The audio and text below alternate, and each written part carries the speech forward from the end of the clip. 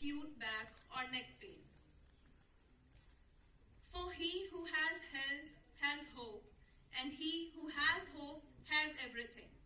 And to build that hope, we have amongst us Dr. Navpreet Singh Maan, who ਹੁਣ ਇੱਥੇ ਪਹਿਲਾਂ मैं पूछना चाहूँगा भी सब ਨੂੰ पंजाबी समझ आती है या नाल हिंदी भी आप यूज जैसे ये डायग्राम है इसमें दिखाया गया है कि जैसे वर्टिब्रास होते हैं, वर्टिब्रास के बीच में एक डिस्क स्पेस होती है। वर्टिब्रास होते हैं जो मनके जैसे हम पंजाबी में या हिंदी में कह देते हैं, बीच में एक डिस्क स्पेस है जो शॉक एब्जॉर्बिंग का काम करती है और वहीं से नर्व रूट्स निकलती हैं जहां से हमारी नर्व सप्लाई होती है लेग्स को। ये लंबर पार्ट का वर्टिब्रास है। And then next slide please. Now there are three mainly जो तीन रीजन्स है स्पाइन में जहां पे मेनली दिक्कत आती है। एक तो सर्वाइकल रीजन है, then thoracic region and third one is the lumbar region है ना। Next slide please.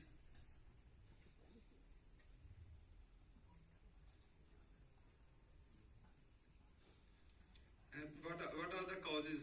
अगर हम कॉजेज की बात करें भी बैक पेन के कॉजेज कौन कौन से होते हैं इन द ब्लड और एनी कोई और कॉजेज होते हैं जिनकी वजह से ये डिस्क डिजनरेशन स्टार्ट होती है। हर्निएटेड डिस्क होती हैं, इसके कारण रेडिकुलोपैथी होती है, जैसे कोई नर्व रूट इम्पिंजमेंट हो जाए तो वहां से पेन रेडिएट करना स्टार्ट कर देता है लेग्स में। उसके बाद शियाटिका वही सेम कंडीशन है जो लेग्स में पेन रेडिएट करता है। देन स्पाइनल स्टिनोसिस, स्टिनोसिस होता है कंप्रेशन होती है जो जिसका मीनिंग होता है स्लिप हो जाना, जैसे कहते हैं डिस्क या वर्टिब्रास आगे पीछे स्लिप हो जाते हैं, उसको लिस्थेसिस कह देते हैं। उसके बाद है स्ट्रेन और स्प्रेन। बाकी जो रीजंस है आपको पता है, कोई स्प्रेन होगा, मसल्स की कोई इंजरी हो जाती है या कोई tendon ligaments. These are the mainly you can see in the diagram what are the causes of back pain like spinal osteoarthritis. Basically सबसे कॉमन कारण है जो आफ्टर 40s होता है, स्पाइनल ऑस्टियोआर्थराइटिस, ये स्पाइन का होने लग जाता है। उसके बाद बल्जिंग डिस्क होती है और रप्चर डिस्क। जैसे कई बार पेशेंट आके कहता है कि मैं एकदम से झुका और एकदम से चुक पड़ गई, जैसे पंजाबी में कह देते हैं ना, तो एकदम से पेन स्टार्ट हुआ, वो डिस्क बल्ज ही होता है, फर्स्ट ग्रेड हो जाती है, उसकी वजह से दिक्कत आने लग जाती है। और जैसे स्पाइनल स्टिनोसिस है, वही जो मैंने पहले बताया था कि स्पाइन के बीच में अगर वो स्पेस होती है जो स्पाइन की, स्पाइनल कैनाल की, अगर वो कम हो जाए तो उसे स्टिनोसिस कह देते हैं। Next slide please. Then you can see here also the causes, but non-mechanical disease processes होते हैं जो कॉज करते हैं हैवी लिफ्टिंग। अगर हैवी लिफ्ट कर लिया तो भी ये पेन स्टार्ट हो सकता है। कोई ट्रॉमेटिक इंजरी हो जाए, कोई एक्सीडेंट हो जाए, एकदम से फॉल हो जाए, तब ये दिक्कत आएगी। और उसके बाद पुअर सिटिंग पोस्चर, जैसे पोस्चरल डिफॉर्म दिक्कत सबको आ रही है आजकल, सर्वाइकल भी और ये लोअर बैक भी, ये पोस्चर की वजह से दिक्कत सबसे ज्यादा है। हमें आगे नहीं झुकना चाहिए। अगर एकदम से झुकते हैं तो सीधा डिस्क पे प्रेशर पड़ता है और उसकी वजह से दिक्कत आनी स्टार्ट होती है। उसके बाद डिजनरेटिव कंडीशंस होती हैं कुछ। Next slide. And the main factors जैसे बैक पेन को जो कंट्रीब्यूट करते हैं, जैसे एज हो गया, आर्थराइटिक कंडीशंस हो गई, ओबेसिटी होगी, अगर वेट गेन होता है तो नेचुरल सी बात है स्पाइन पे आपका ज्यादा प्रेशर पड़ता है और उसकी वजह से दिक्कतें और बढ़ती हैं। पुअर वर्किंग पोस्चर, काम सभी ने करना है, अगर बैठने का अगर पोस्चर सही तरीके से पता हो तो उसके साथ आपके जो बैक पेन जो दिक्कतें हैं या जो डिस्क रिलेटेड जो दिक्कतें आ रही हैं उसको हम काफी हद तक रिड्यूस कर सकते हैं। बेसिकली सिम्टम्स क्या होते हैं? पेन होती है, टेंडरनेस होती है, और जैसे आपने शियाटिका सभी ने सुना होगा। शियाटिका सुना है सभी ने? शियाटिका दिक्कत क्या होती है, किसी को पता है कुछ? किसी ने सुना होगा भी क्या ये पेन रेडिएट करता है इसमें, या कोई कभी किसी ने पढ़ा हो शियाटिका के से निकल रही हैं नर्व्स क्या होती हैं?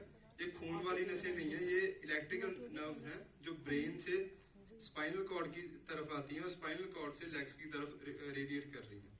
और जब वहां पे कंप्रेशन पड़ती है वो ड्यू टू डिस्क बल्ज हो, चाहे वहां पे स्टेनोसिस वो एरिया है जो जहां से वो निकल रही है, अगर वो उसका रिडक्शन हो जाए मन के आगे पीछे होने की वजह से, तब भी ये पेन स्टार्ट करेगा और जहां तक लेग में सप्लाई होती है इसकी वहां तक दिक्कत जाती है इसकी।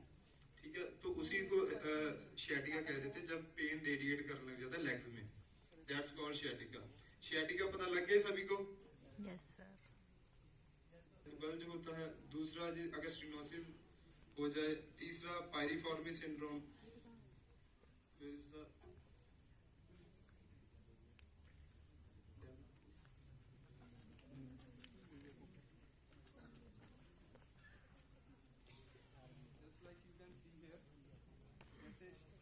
पायरिफॉर्मी सिंड्रोम होता है जिसकी वजह से sciatica होता है। ये एक बहुत हिडन कॉज होता है जो अक्सर नेग्लेक्ट हो जाता है। तो उसमें क्या होता है,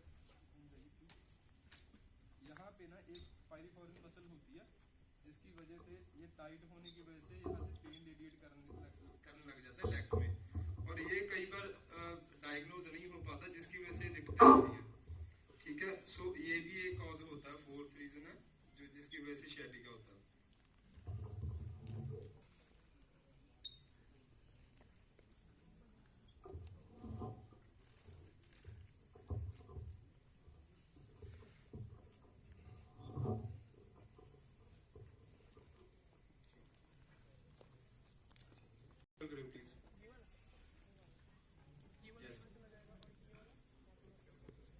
नीचे नीचे नीचे नीचे लेके जाओ।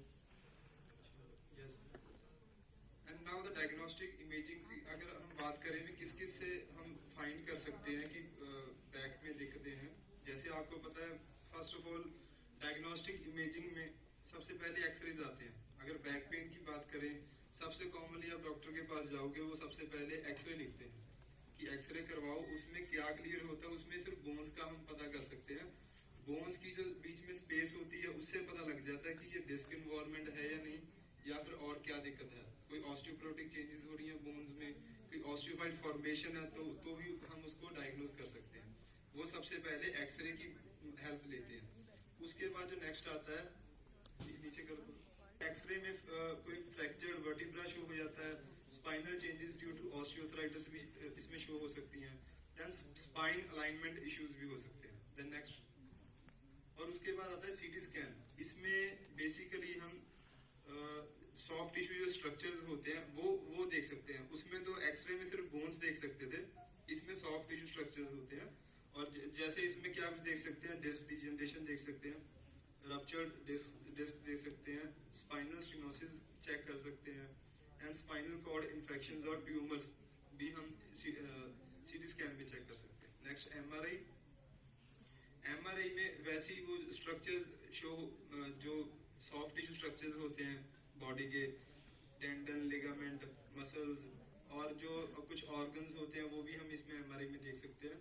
और इसमें इन्फेक्शन, ट्यूमर और डिस्क रप्चर का भी हमें पता लग जाता है। तो देन नेक्स्ट प्लीज।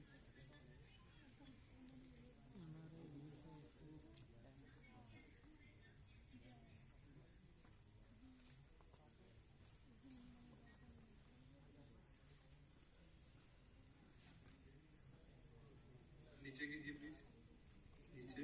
हाँ, सो बेसिकली अगर हम ट्रीटमेंट पार्ट की बात करें, बैक पेन में जो ट्रीटमेंट पार्ट्स हैं, सबसे पहले बेसिकली कंजर्वेटिव वेज होते हैं विदाउट ऑपरेटिव प्रोसीजर्स। सबसे पहले हम ट्राई करते हैं कि विद फिजियोथेरेपी और मेडिकेशन हम इस बैक पेन को ट्रीट कर सकें। सबसे पहले आप जाओगे डॉक्टर के पास, वो कहेंगे भी आप मेडिकेशन स्टार्ट करो और साथ में फिजियोथेरेपी स्टार्ट कर लो।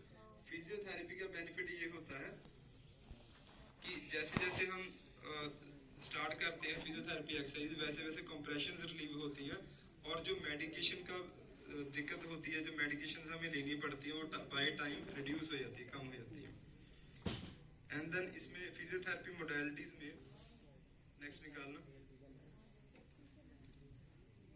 जैसे फिजियोथेरेपी में कुछ एक्सरसाइज टेक्निक्स होती हैं, देन मोडालिटीज होती हैं, मशीन्स होती हैं। जो मशीन्स पार्ट है वो निकालना प्लीज। जैसे टेंस आईएफटी होता है, ट्रैक्शन होता है, और अल्ट्रासाउंड होती है मशीन। फिजियोथेरेपी में ये देखिए, बेसिकली अगर हमने फिजियोथेरेपी ट्रीटमेंट करवाना है और हमारे सीवियर पेन हो रहा है बैक में, तो पहले हम टेंस को अप्लाई करके देखते। जैसे कुछ मोडालिटीज होती हैं जस्ट लाइक टेंस में इसमें पैड्स होते हैं, इलेक्ट्रिकल स्टिमुलेशन प्रोवाइड करते हैं जहां पर पेन हो रहा है उस एरिया में। पहली मशीन है ये जो हम पेन रिडक्शन के लिए यूज कर सकते हैं। Then next please. और ये है ट्रैक्शन जैसे कहीं डिस्क में कंप्रेशन पड़ रही होती है तो वहां पे उसको रिड्यूस करने के लिए, उसको कम करने के लिए हम ट्रैक्शन यूज करते हैं। तो and third modality is ultrasonic. जैसे अल्ट्रासोनिक होती है, जेल यूज होती है, अल्ट्रासोनिक हेड होता है, और जहां पे पेन इन्फ्लेमेशन होती है वहां पे हम यूज कर सकते हैं। ठीक है। Then preventive measures, what are the preventive measures we can take just to avoid that ना। And tips to help prevent. सबसे पहले तो देखो ये जो पहले 3 पॉइंट है, अगर किसी को दिक्कत आ चुकी है वो तो बात अलग है। अगर किसी ने प्रिवेंट करना है, हल्की फुल्की दिक्कत स्टार्ट हुई है वहीं पे प्रिवेंट करना है, या कल को ये दिक्कत ना आए, उसके लिए हमने क्या करना है, पहले जो 3 पॉइंट है उसका ध्यान रखना है। स्ट्रेचिंग, जैसे स्ट्रेचिंग एक्सरसाइज होती हैं, स्ट्रेच रेगुलरली। जो स्पाइनल बैक मसल्स होती हैं उनको अगर प्रॉपर आप स्ट्रेच करते रहोगे कभी ये बैक की दिक्कतें नहीं आती। दूसरी बात, एक्सरसाइज, बेसिक जो एक्सरसाइज होती हैं बैक मसल्स की, वो थोड़ा स्ट्रेंथन अप भी करते रहना चाहिए। अकेली स्ट्रेचिंग से भी बात नहीं बनती, और तभी ये हमारी स्पाइन स्टेबल रह पाती है। उसके बाद लिफ्ट केयरफुली।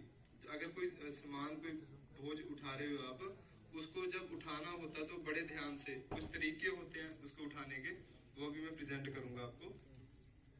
एंड देन उसके बाद जैसे अगर दिक्कत हो जाती है तो उसके बाद हमने क्या करना है, वो नेक्स्ट पॉइंट थोड़ा जूम इन कीजिए please. Use first of all, जैसे एक्यूट इन्फ्लेमेशन में सबसे पहले हमने यूज करनी होती है आइसिंग। अगर पेन कहीं स्टार्ट हो जाता है लोअर बैक में आपके, एक्यूट एकदम से स्टार्ट हुआ, 2-3 घंटे हुए हैं, तो आप आइसिंग कर सकते हैं वहां पे, just to reduce the inflammation, है ना। Then after 3 days you can use heat also. Then seek physiotherapy, physiotherapist के पास आप जा सकते हैं। देन मेडिकेशंस ले सकते हैं एंड लिमिट इन्वेजिव ऑप्शंस, है ना। Then what are the don'ts which we don't have to do, like 6 don'ts to avoid back pain. First of all, जैसे don't sit too straight for long periods, है ना।